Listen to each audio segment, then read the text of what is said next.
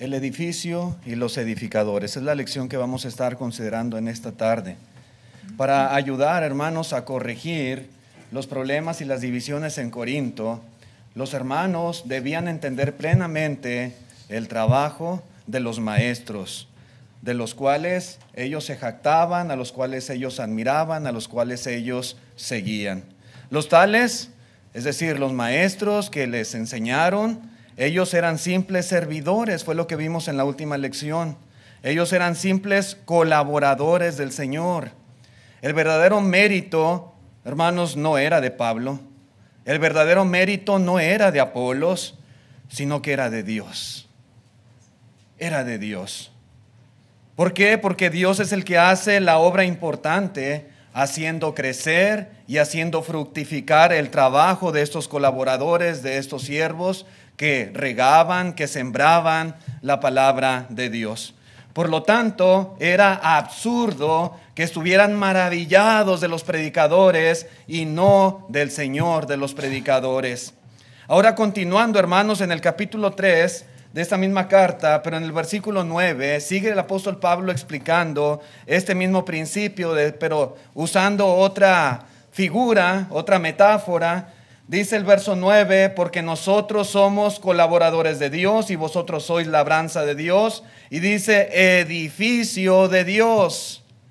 Conforme a la gracia de Dios que me ha sido dada, yo como perito arquitecto puse el fundamento y otro edifica encima. Pero cada uno mire cómo sobreedifica, porque nadie puede poner otro fundamento que el que está puesto, el cual es Jesucristo. El cual es Jesucristo. Ahora, hermanos, podemos ver aquí que el apóstol Pablo compara también la iglesia con un edificio. Un edificio de gran valor, donde los edificadores, pues son obreros como lo fue él, como lo fue Apolos y como lo fueron otros más. Él mismo se describe, de acuerdo a lo que acabamos de leer, como perito, como experto, arquitecto, que había puesto el fundamento sobre el cual otros habían estado edificando. Pablo puso el fundamento. Pablo predicó en Corinto, como habíamos visto, hermanos, a Jesucristo crucificado. Este era el fundamento. Esto fue lo que Pablo predicó y enseñó cuando estuvo entre los corintios. Y de ahí, hermanos, de esa enseñanza, de esa predicación hubo muchas conversiones. La iglesia fue establecida en esa ciudad y de ahí, hermanos, se comenzó a sobreedificar. Jesucristo, hermanos, había sido el fundamento que el apóstol Pablo como apóstol había puesto. De hecho, hermanos, Jesús es el único fundamento sobre el cual se debe edificar espiritualmente hablando. Jesucristo. Cuando vemos en el libro de los Hechos capítulo 2, hermanos, que la iglesia perseveraba en la doctrina de los apóstoles. Los apóstoles establecieron el fundamento sobre el cual la iglesia fue edificada. Pero ellos no eran el fundamento era lo que ellos predicaban, a Jesucristo. Como dice Pablo, este es el fundamento, no hay otro, solamente Jesús. Apolos, hermanos, por otro lado, estuvo construyendo sobre esa base que había sido establecida. Apolos había construido y podemos decir que había construido bien. Él fue de gran provecho para los hermanos ahí en Corinto, como dice en el libro de los Hechos, capítulo 19. Sin embargo, hermanos, era de esperarse que también otros contribuyeran, que también otros quisieran construir, que también otros quisieran sobreedificar sobre el fundamento que había puesto ya el apóstol Pablo. Algunos de ellos podían construir sabiamente, pero otros podían construir de una manera descuidada, de una manera incorrecta. Y dice, hermanos, la palabra de Dios que hay que tener cuidado en cuanto a esto. Hay que tener cuidado. La enseñanza, hermanos, la enseñanza de Pablo es una enseñanza que advierte a los que edifican. El apóstol Pablo está diciendo que tengan cuidado de cómo edifican. Todos los que de alguna manera contribuimos y estamos sobreedificando. Hay un fundamento que es Jesucristo. Esta iglesia está edificada sobre este fundamento, todos nosotros edificados cada uno en particular sobre Jesucristo. Pero vemos muchos que estamos sobre edificando. Debemos tener cuidado, es el punto del apóstol Pablo. Tener cuidado. Dice el versículo 12, 1 Corintios 3:12, dice, y si sobre este fundamento alguno edificare oro, plata, piedras preciosas, madera, heno, hojarasca, la obra de cada uno se hará manifiesta, porque el día la declarará, pues por el fuego será revelada, y la obra de cada uno, cual sea, el fuego la probará. Sí, hermanos, esto es, hermanos, una advertencia. Sí. Y esta es una evidencia de si estamos sobre edificando bien o no. El apóstol Pablo, hermanos, menciona dos categorías de materiales. Dos categorías con que se puede edificar sobre un fundamento que ya ha sido puesto. El apóstol Pablo menciona la primera categoría y constituye materiales que son capaces de resistir el fuego, como lo son el oro, como lo son la plata, como lo son piedras preciosas, como mármol, granito y este tipo de piedras que se utilizan para edificar. La otra categoría, hermanos, son aquellos materiales que no pueden resistir al fuego, como son la madera, como lo son el heno o como lo son la hojarasca. ¿Qué representan estos materiales? Estos materiales representan a los miembros de la iglesia que están edificados en el edificio. Usted y yo, hermanos, somos esos materiales, los que constituimos la iglesia del Señor, los que hemos sido edificados. Nosotros somos. Dice el hermano Wayne en su comentario de la primera carta a los Corintios, dice, estas dos clases diferentes de materiales de construcción representan los conversos que el evangelista hace. Él tiene que tener mucho cuidado en su obra de construcción, es decir, predicación y enseñanza. Sí. Y aquí vemos, hermanos, una serie de materiales. La cuestión es que, ¿qué somos nosotros que constituimos el edificio de Dios? ¿Qué somos? ¿Seremos oro o seremos hojarasca? ¿Seremos piedra preciosa o seremos madera? ¿Seremos plata o seremos heno? ¿Qué es lo que somos? ¿Cómo está constituida la iglesia? ¿Con qué clase de materiales ha sido edificada? ¿Con qué? Bueno, dice el apóstol Pablo que el fuego lo probará. El fuego, hermanos, va a decir lo que cada uno de nosotros es. A veces hay un poco de controversia en cuanto a qué es el fuego. ¿Qué es el fuego que va a probar a estos materiales?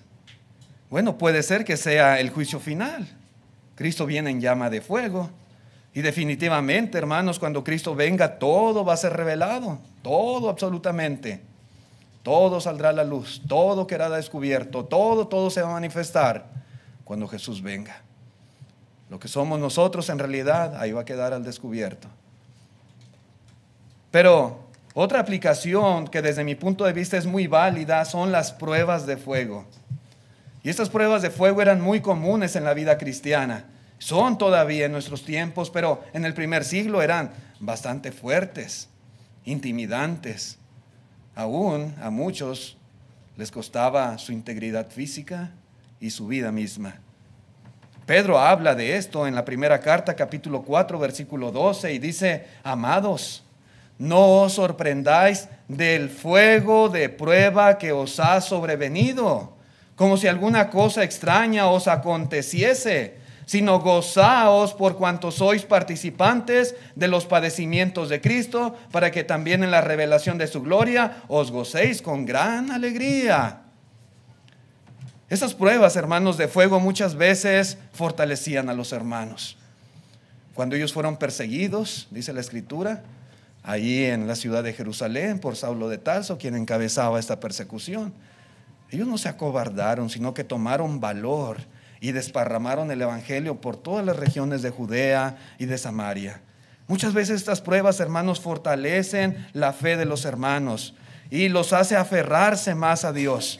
Pero otras veces las mismas pruebas de fuego hacen que algunos se aparten, que algunos se desanimen, que algunos apostaten de la fe. ¿Cuál era la diferencia, hermanos, entre unos y otros? ¿Cuál era esa diferencia? Bueno, como acabamos de ver, la composición de los cristianos, la naturaleza de ellos, ya sea que tuvieran la naturaleza perdurable del oro, la plata o las piedras preciosas, o ya sea que tuvieran la composición frágil de madera, de heno o de paja. Aquella naturaleza, hermanos, frágil, endeble, hermanos, no perduraba. Y ante las pruebas de fuego simplemente, hermanos, se apartaban. Usted recuerda este cuento. Yo creo que todos conocemos y los niños conocen esta historia. Los 3 cerditos y el lobo feroz. ¿De qué se trata la historia, hermanos? Bueno, cuando vino el lobo a la puerta de cada cerdito y sopló con todas sus fuerzas, podemos decir que ese fue el día de la prueba. Se puso a prueba la constitución de aquella casa. Un cerdito hizo su casa con paja, es decir, con heno. El otro cerdito hizo su casa con madera y el otro cerdito la hizo con ladrillos. Y en este caso no fue el fuego, pero fue el aliento, el soplido tan fuerte que tenía este lobo feroz. Pero el día que vino el lobo, ¿verdad?, a soplar a la puerta de cada una de estas casas, podemos decir, fue el día de la prueba. El día de la prueba. Ese día se mostró el verdadero valor de los materiales utilizados en la construcción de sus casas. Ahí quedó demostrado. Aquellos cerditos querían rápido, ¿verdad?, construir. Tenían mucha prisa por construir. Y sí lo hicieron, de paja, de madera. El otro cerdito, hermanos, lo hizo como perito arquitecto. Y construyó, y puso el fundamento, y edificó sobre el fundamento, y edificó bien. Materiales perdurables, duraderos, que iban a soportar la prueba. No importa que soplara y soplara y soplara con todas sus fuerzas el lobo feroz. Esa casa no se iba a caer, porque construyó bien sobre el fundamento. 3 casas, hermanos, de diferente material. Y de manera semejante, hermanos, los días de las pruebas vienen a los cristianos, individualmente hablando. Los días de la prueba vienen a cada familia, vienen aún a las congregaciones mismas, como lo está haciendo ese lobo. El día de la prueba viene, hermanos. A usted seguramente en algún momento de su vida ha experimentado la prueba, en su hogar, en su casa. Esta congregación tal vez la ha experimentado en diversas ocasiones y estoy seguro que no será la única o las únicas ocasiones. Habrá más. Habrá más. Y de ahí la importancia, hermanos, de cómo se sobreedifica sobre el fundamento que es Jesucristo. Todos estos, hermanos, individuos, familias, iglesias, se mantendrán en pie en la medida que hayan construido su fe y su comportamiento en base a la revelación del Espíritu Santo, a la verdadera sabiduría. Eso es lo que en verdad va a sostener una iglesia, una familia o a un cristiano en particular. Quienes conocen y obedecen la voluntad de Dios están preparados para soportar los ataques del enemigo, cualquier ataque que pudiera ejecutar utilizando los medios que él quiera, pero apegándonos a la palabra de Dios, a sus principios. Es posible soportar. En la carta a los Efesios capítulo 6 versículo 13 dice el apóstol Pablo: por tanto, tomad toda la armadura de Dios para que podáis resistir en el día malo, y habiendo acabado todo, estar firmes. Sí. ¿Cuál es el día de la prueba? ¿Cuál es el día malo? Hermanos, pueden ser diferentes, Pero muchas veces, hermanos, se manifiesta a través de ataques que tratan de derribar, de destruir, como lo hacía el lobo feroz. Satanás, hermanos, anda como león rugiente buscando a quien devorar. Y el que se deje se lo va a comer el lobo.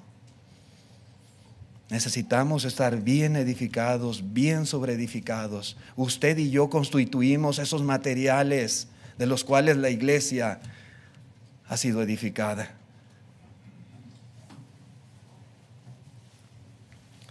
Continuando ahí en el versículo 13 dice, 1 Corintios 3:13 dice, la obra de cada uno se hará manifiesta, porque el día la declarará, pues por el fuego será revelada, y la obra de cada uno, cual sea, el fuego la probará.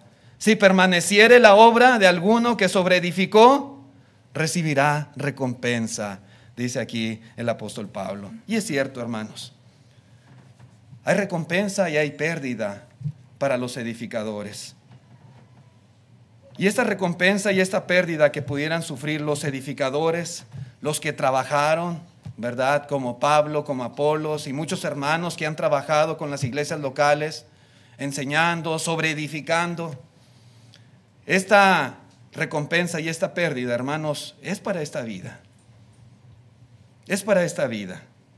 Si un predicador sabe que las personas que ha convertido y que ha enseñado han permanecido fieles, a pesar de las pruebas, de las dificultades, de los desafíos, ese predicador o esos predicadores sentirán profunda alegría, profunda satisfacción, porque la obra ha resistido ese día de la prueba. Pero si sabe que las iglesias donde ha estado trabajando, donde ha estado enseñando, donde ha estado edificando, son sanas en la doctrina, son fuertes, son sólidas, son maduras, son organizadas, llevan a cabo con pureza la obra del Señor, él se sentirá grandemente satisfecho, sentirá grande gozo por el trabajo que ha hecho también. Hermanos, la recompensa y la pérdida son para esta vida. Y uno puede ver el fruto de su trabajo. Y los que nos hemos esforzado por enseñar la palabra de Dios, por sobreedificar como edificadores del Señor, hermanos, podemos ver el resultado del trabajo, para bien o para mal, para gozo o para tristeza.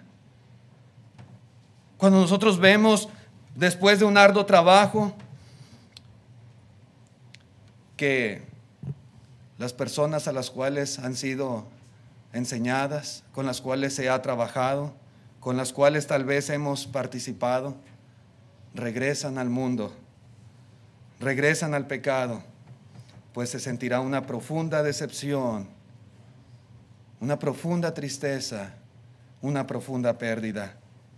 O si vemos las iglesias donde hemos estado que son deficientes, inmaduras, carnales, igualmente, hermanos, la misma tristeza y frustración vamos a sentir en esta vida.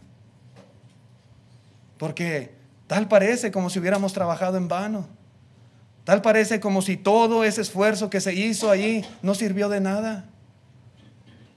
Algo pasó. En algún lugar estuvo el mal. Un detalle importante, hermanos, que menciona el apóstol Pablo y quisiera enfatizar es que nuestra salvación no depende de la fidelidad de las personas a las cuales hemos bautizado y hemos enseñado. Nuestra salvación dependerá, hermanos, de haber predicado fielmente todo el consejo de Dios, todo lo que era necesario enseñar, todo lo que era necesario que ellos supieran para fortalecer la fe de ellos y para edificarlos. Si hicimos todo conforme el Señor nos mandó, hermanos, podemos tener una conciencia limpia y tranquila en cuanto a nuestra salvación. Si en ese sentido, hermanos, si después de haber hecho todo lo que el Señor nos ha mandado, de haber predicado la sana doctrina, de habernos esforzado de la mejor manera posible, enseñando la palabra de Dios con la mejor de las actitudes, con amor a los hermanos, amor a la iglesia, sacrificándonos por ellos, y aún así, hermanos, nuestra obra llega a fracasar o vemos pérdidas de hermanos o fracaso en cuanto a la iglesia, en cuanto a su obra, hermanos, no estamos sujetos a perder nuestra propia salvación, porque hemos hecho lo que el Señor nos ha mandado y el Señor lo sabe. En el libro de los Hechos, capítulo 20, versículo 25, dice: y ahora he aquí, yo sé que ninguno de todos vosotros, entre quienes he pasado predicando el reino de Dios, verá más mi rostro, dice Pablo. Por tanto, yo os protesto en el día de hoy que estoy limpio de la sangre de todos. ¿Por qué? Porque no he rehuido anunciaros todo el consejo de Dios. Y Pablo les advierte a los ancianos: vendrían lobos rapaces. Y dice el apóstol Pablo: yo les he enseñado todo lo que es necesario que ustedes sepan. Así que yo estoy limpio, ¿verdad? Probablemente iba a haber pérdidas entre ellos. Dice Pablo: yo les he enseñado todo el consejo de Dios. Todo lo que ustedes ocupaban saber, yo se los enseñé. Así que yo estoy limpio de la sangre de ellos. Esto es muy importante, hermanos, estar conscientes. Ahora bien, la recompensa o la pérdida que pudiéramos experimentar se asocia, hermanos, principalmente con lo que el apóstol Pablo dijo en el versículo 10. Él dijo: cada uno mire cómo sobreedifica. Yo creo que ahí está la principal clave. Puede haber otros factores definitivamente en cuanto al gozo, a la pérdida que pudiéramos experimentar. Pero el punto principal, hermanos, es que debemos mirar cómo sobreedificamos. Debemos tratar de hacerlo sabiamente. Como dijo el apóstol Pablo, como peritos arquitectos. Hermanos, que usamos con precisión la palabra de verdad, que hablamos conforme a la sana doctrina, que hacemos la obra de Dios de la mejor manera posible. Y eso, hermanos, es muy importante. Pablo puso el fundamento. Viene Apolos a sobreedificar. Hay otros que también quieren sobreedificar. Algunos lo harán bien, otros lo harán mal. Pero dice Pablo: cada uno mire cómo sobreedifica, porque el día de la prueba vendrá. Y entonces ahí simplemente, hermanos, será revelado la manera en cómo hemos hecho nuestro trabajo. En el versículo 16 continúa la lectura. Dice el apóstol Pablo: ¿no sabéis que sois templo de Dios y que el Espíritu de Dios mora en vosotros? Si alguno destruyere el templo de Dios, Dios le destruirá a él. Porque el templo de Dios, el cual sois vosotros, santo es. Santo es. Hermanos, el edificio que tanto Pablo y como Apolos y otros querían construir, dice aquí claramente la Escritura, era el templo de Dios. Ese edificio que ellos edificaban se está tratando ni más ni menos que del templo de Dios. Un templo de oro, de plata y de piedras preciosas. Así debe de ser el templo de Dios. Un templo, hermanos, en aquellos tiempos no era construido con hojarasca, con heno, con madera, sino con oro, con plata, con piedras preciosas. ¿Cuánto más, hermanos, hablando del templo de Dios espiritualmente? Así debe de estar edificado. Pero aquí, hermanos, hay una advertencia que debe tomarse con mucha seriedad. Si alguien destruye el templo de Dios, dice Pablo, versículo 17, Dios le destruirá a él. Si alguien destruye el templo de Dios, Dios le destruirá a él. De ahí la importancia, hermanos, de ver cómo sobreedificamos. Ahora bien, ¿qué es el templo de Dios? Si alguno destruye el templo de Dios, ¿y qué es el templo de Dios? ¿Qué es, hermanos? Bueno, el templo de Dios es la iglesia. El templo de Dios es la iglesia. En la carta a los Efesios capítulo 2 verso 21, hablando el apóstol Pablo de la iglesia, dice: en quien todo el edificio, y nuevamente se hace esta comparación, un edificio, edificadores, todo el edificio bien coordinado va creciendo. ¿Para qué? Para ser un templo santo en el Señor, en quien vosotros también sois juntamente edificados para morada de Dios en el Espíritu.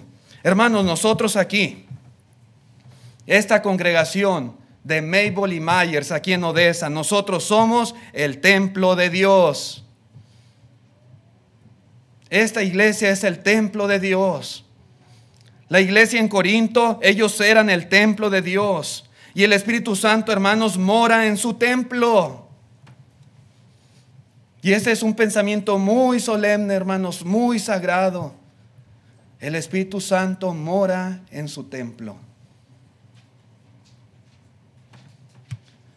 Y cuando alguien destruye este templo, cuando alguien destruye la iglesia y la destruye con su carnalidad, o la destruye con sus falsas enseñanzas, o la destruye fomentando entre los miembros partidos y divisiones, que era lo que estaba pasando aquí en Corinto, Dios, hermanos, Dios no lo va a pasar por alto. Dios, hermanos, no se va a hacer como que no ve, como que no pasa nada. Dios sabe, Dios lo conoce todo, y Dios destruirá a los tales. Lo que dice aquí la escritura, la palabra de Dios. Ahora bien, hermanos, ¿cómo habría ayudado esta figura que estamos hablando del edificio y los edificadores, y ahora entendiendo que el edificio es el templo? ¿Cómo podría haber ayudado esta figura a resolver el problema de los conflictos y las divisiones que había en la iglesia ahí en Corinto? Bueno, algo similar a la primera metáfora cuando Pablo habla de la labranza de Dios. Él empieza a hablar de que la iglesia es labranza de Dios, un campo de cultivo donde había obreros que allí trabajaban. ¿Y qué hizo el apóstol Pablo? Bueno, restarle la importancia a esos trabajadores, a esos obreros de la labranza, para ponerle todos los reflectores a Dios, diciendo que en realidad la verdadera obra no era la de ellos. Ellos simplemente eran colaboradores que sembraban y regaban, pero todo el mérito, la honra y la gloria y el honor son para Dios, que es el que da el crecimiento. Y ahora el apóstol Pablo está haciendo algo similar en cuanto a esta figura del edificio y los edificadores. Pablo quitó el reflector de los predicadores para ponerlo, hermanos, en el edificio. En el edificio. Es decir, la iglesia. Los miembros que componen la iglesia del Señor. En realidad, hermanos, lo importante no es quién se para aquí enfrente. ¿Sí? En realidad, hermanos, la honra, la gloria no es de los que enseñamos la palabra, no es de los que predicamos. No. En realidad lo más importante no somos nosotros, sino el edificio, que es el templo de Dios, de oro, de plata, de piedras preciosas, en donde mora el Espíritu Santo. Eso es lo verdaderamente importante, hermanos. Es la iglesia, no los predicadores, el templo en el cual Dios mora. Es la iglesia, hermanos, no los predicadores. Los mismos miembros de la iglesia, en algún sentido, son los que determinan tanto la recompensa como la pérdida del predicador. Son los miembros, los que han sido edificados sobre el fundamento. Por lo tanto, los hermanos de Corinto debían más bien valorar el edificio, la iglesia, el templo de Dios, que a los mismos predicadores. Ellos deberían de ver, hermanos, que hay muchísimo más valor en la iglesia que en el siervo que edifica. Hermanos, nunca va a ser más importante algún hermano en particular, así sea Pablo, así sea Apolos o así sea cualquier otro, que la iglesia misma. Yo no soy más importante que la iglesia. Los ancianos no son más importantes que la iglesia. Ningún hermano aquí es más importante que la iglesia. Y nuestros ojos no deben de estar puestos en ningún hermano en particular. Nuestro fundamento es Jesucristo y debemos seguir a Cristo y poner nuestros ojos en Cristo. Y quienes enseñamos y tratamos de traer edificación, sobre edificar, hermanos, somos simples edificadores que debemos con toda seriedad tratar de hacerlo lo mejor posible para no estar edificando madera, heno u hojarasca. Porque el día de la prueba vendrá sobre la iglesia y sobre cada hermano en particular. Y no queremos sufrir pérdidas. Queremos experimentar gozo, alegría. Queremos que esta sea la recompensa de aquellos que tal vez de una u otra manera hemos trabajado para sobreedificar. En la iglesia todos debemos de ser espirituales, todos debemos de actuar con madurez, debemos crecer, debemos comprender que nuestras acciones van a ser tenidas en cuenta si estamos dañando, si estamos perjudicando el templo de Dios. Esto es cosa, hermanos, muy seria. La iglesia no es mía, la iglesia no es de ningún hermano, de ningún miembro en particular. La iglesia es del Señor. Y nosotros tenemos que cuidar muy bien este aspecto. Muy bien. No debemos en ningún sentido, hermanos, traer algo que va a causar daño, que va a destruir, que va a perjudicar la iglesia. Debemos concentrarnos en trabajar espiritualmente. Ese debe ser nuestro propósito. Debemos concentrarnos en la obra de la iglesia, en que se lleve a cabo, en predicar el evangelio, en hacer buenas obras, en servir al Señor fielmente en todas las cosas, en todo lo que Él nos ha mandado. Debemos dejar a un lado pleitos, enemistades, divisiones. Ese era el punto que el apóstol Pablo está tratando de hacer ver en la iglesia en Corinto. Solo así podía cambiar la situación.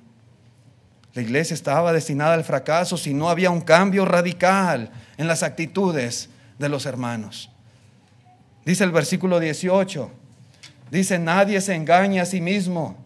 Si alguno entre vosotros se cree sabio en este siglo, hágase ignorante para que llegue a ser sabio. Porque la sabiduría de este mundo es insensatez con Dios. Pues escrito está: Él prende a los sabios en la astucia de ellos. Y otra vez, el Señor conoce los pensamientos de los sabios, que son vanos. Hermanos, el Señor lo sabe todo. Como hablábamos en esta mañana, como una herramienta que nos ayuda a desarrollar el dominio propio, a entender que Dios lo sabe y que Dios está presente y que Dios, aún lo profundo en nuestro corazón y nuestras intenciones, Dios las conoce. Los hermanos en Corinto, que estaban causando problemas, que estaban causando divisiones, estaban engañados. ¿Por qué digo engañados? Porque ellos, hermanos, creían que su exaltación de la sabiduría humana sobre la sabiduría divina era cosa de gran inteligencia. Ellos exaltaban la retórica, la oratoria, el conocimiento, la sabiduría secular, mucho más que la sabiduría de Dios. Y por eso ellos se creían bien inteligentes. Mentiras del diablo. No era así. Pero Pablo, hermanos, les pide que renuncien. Ellos necesitaban renunciar a la sabiduría de este mundo para ser verdaderamente sabios. Y si alguno no estaba dispuesto a ser considerado ignorante por aquellos que apreciaban tanto la sabiduría del mundo, nunca podrían llegar a ser verdaderamente sabios a los ojos de Dios. Ese principio es fundamental, hermanos. Esta es la sabiduría de Dios. Esa es la sabiduría que nosotros debemos de seguir. En esta nos debemos de enfocar, no en la sabiduría humana, no en los pensamientos de los hombres, no en sus ideas, sino en lo que Dios nos instruye por medio del Espíritu Santo. En la primera a los Corintios, capítulo 3, dice el verso 21, dice: así que ninguno se gloríe en los hombres, dice Pablo, porque todo es vuestro.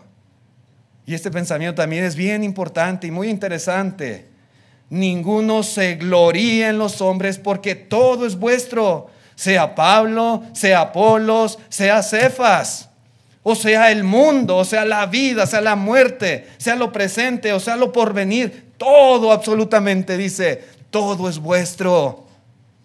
Y vosotros de Cristo y Cristo de Dios. Cristo de Dios. Hermanos, ¿por qué los cristianos no deben de gloriarse en los hombres? ¿Por qué los cristianos no deben de gloriarse en los hombres, de acuerdo a lo que dice aquí el apóstol Pablo? Bueno, porque todas las cosas les pertenecen. Hermanos, todo es nuestro. Todo lo que Dios hizo es nuestro. Todo. Hermanos, no es la iglesia la que pertenece a los predicadores. Son los predicadores los que pertenecemos a la iglesia. Son dos pensamientos totalmente opuestos, que lamentablemente a veces, pues, vemos que sucede lo contrario. Que hay quienes quieren adueñarse o quieren apropiarse o que piensan que ellos son los dueños de la iglesia del Señor. Pero no es así. La iglesia no es de nosotros. La iglesia no es de los ancianos, no es de los diáconos, no es de los maestros, no es de los que predicamos. La iglesia no. Nosotros somos de la iglesia. Es lo que dice Pablo. Nosotros pertenecemos a ella. Los predicadores servimos a la iglesia, trabajamos para beneficio de ella. Somos servidores de Dios para sembrar, servidores para regar, servidores para edificar en ella. Así que es totalmente absurdo decir, yo pertenezco a Pablo, yo soy de Apolos, yo soy de Cefas, yo soy de fulano, yo soy de sutano. Nosotros no somos de ellos, ellos son nuestros. ¿Sí? Ellos son nuestros. Sea Pablo, sea Apolo, sea Cefas, dice aquí, todo es vuestro, todo. De la misma manera, hermanos, el mundo existe para beneficio y uso correcto de los cristianos. ¿El mundo es nuestro? Sí, es lo que dice aquí. Todo, el mundo también. Y si alguien sabe usarlo correctamente, beneficiarse correctamente del mundo y lo que Dios ha hecho, son los cristianos, somos nosotros. La vida es vuestra, dice el apóstol Pablo, porque la vida que Dios nos ha dado y que todos los días nos concede, nos sirve, hermanos, para glorificar a Dios, para traer honra y gloria a su nombre, para hacer su voluntad, para buscarle. La muerte, también la muerte es nuestra, también es para nuestro beneficio, porque la muerte, hermanos, nos sirve de puerta para entrar en el reposo. A los que estamos en Cristo, hermanos, dice el apóstol Pablo, el morir es ganancia. Aún la muerte. Increíble, pero así es. Todo absolutamente. Aún las circunstancias presentes y aún lo porvenir siempre estará, hermanos, del lado nuestro, para beneficio del cristiano, porque independientemente de cuáles sean, de que sea el presente o que sea el porvenir, nos sirven, nos ayudan para crecer en la fe y para glorificar a nuestro Dios. Todo es vuestro. Y este es un gran pensamiento, hermanos, que nos debe de animar y fortalecer como individuos y como iglesia. Así que, hermanos, recordemos siempre a quién seguimos. Y ese es el punto del apóstol Pablo. Para que las cosas marcharan mejor ahí en Corinto, necesitaban recordar a quién seguían. No era Pablo, no era Apolos, no era Cefas, no era ningún maestro en particular, sino a Cristo solamente.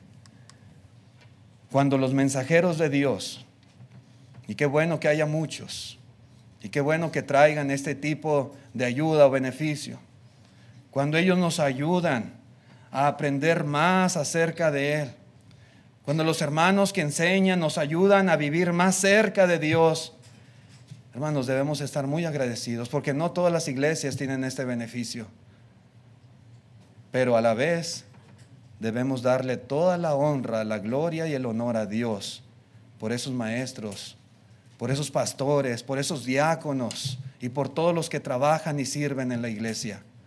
La honra y la gloria es de Dios y simplemente para Él. Para Él. Hermanos, nunca cometamos el error de permitir que los predicadores, los maestros, los pastores o cualquier líder dentro de la iglesia desvíe nuestra atención de Cristo Jesús hacia ellos. Síganme a mí, sigan a Israel. No, hermanos, el día que yo haga eso, córranme de aquí. Córranme de aquí, porque yo no estoy sirviendo a los intereses de Cristo. Nosotros tenemos que hacer que la atención de todos ustedes estén puestas en el Señor y que las nuevas personas que vengan en Cristo pongan su mirada, no en nosotros. De hecho, Pablo y Apolos, ellos no habían sido promotores de estas divisiones.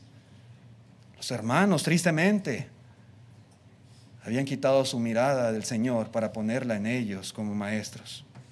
Hermanos, el día que hagamos esto, que desviemos nuestra atención de Cristo y la pongamos en algún líder, predicador, maestro, anciano, quien sea aquí en la iglesia en particular, si lo hacemos así, el resultado va a ser semejante a lo que pasaba en la iglesia en Corinto.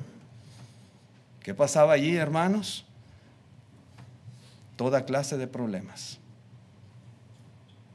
porque sus ojos no estaban puestos en el Señor. ¿Qué pasaba ahí? Pleitos, divisiones, etcétera, etcétera. Tantas cosas malas, porque habían perdido el enfoque correcto. Hermanos, más importante que los siervos, que los colaboradores, que los edificadores, es Dios y la iglesia. Y todo lo que hagamos debe de ser para honra y gloria de Dios y para beneficio de la iglesia y nada más.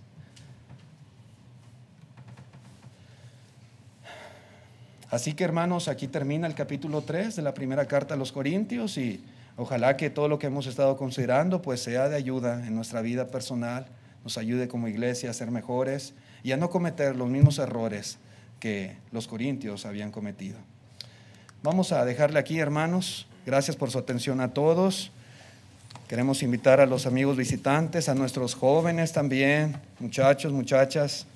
Hoy es el día de salvación. Nadie sabe si la próxima semana tendremos la oportunidad de estar aquí en este lugar, pero hoy aquí estamos y tenemos agua. Aquí atrás de esta pantalla hay agua y allá atrás hay ropa para que usted no tenga que mojar su ropa. Si usted desea ser bautizado en este día, hoy es el día de salvación, simplemente manifiéstelo, levante su mano y diga: hermano, yo quiero ser bautizado, yo creo que Cristo es el Hijo de Dios, yo estoy arrepentido de mis pecados, yo quiero que el Señor me perdone. Ayúdenme, por favor. Nosotros estamos más que dispuestos para servirle y auxiliarle en su obediencia al Evangelio.